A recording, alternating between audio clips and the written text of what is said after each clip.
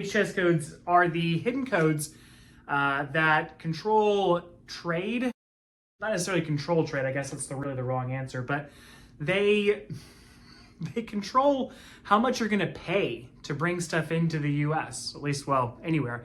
So HTS codes, harmonized tariff codes, HTS stands for harmonized tariff system, is a group of codes that are used really worldwide to tell customs what it is that you're actually trying to import. Now, we get really technical. There are literally thousands of codes, but the way that they work is that they have a chapter, and then you start to dig into the actual explanation of what your item is, right? So, but these are very, very legalistic explanations of what is actually, trying to be imported. So, specifically, the example that I was looking at was Chapter 4202, which controls the importation of bags. Now, you are probably thinking to yourself, what's so complicated about a bag? Well, everything is complicated about a bag. Specifically, what is the purpose that you're actually using that item for, right? If we're talking about a suitcase,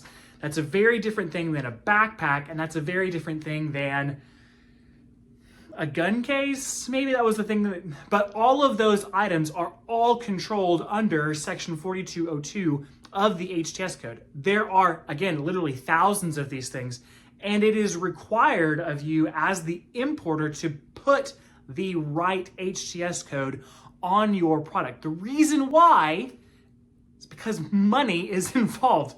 And if you do the wrong thing, you could be choosing, right? Everyone wants to choose the really cheap one where 8% of the value of the item you are importing is paid to the government as a tariff rather than 20. But you need to know why that is.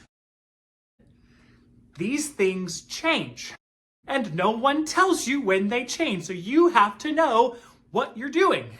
And there's different classifications that come up all the time as new items are created, as new duty amounts are applied because some lawyer somewhere got paid to tell the government, hey, this shouldn't be this should be that. It shouldn't be 8%, it should be free.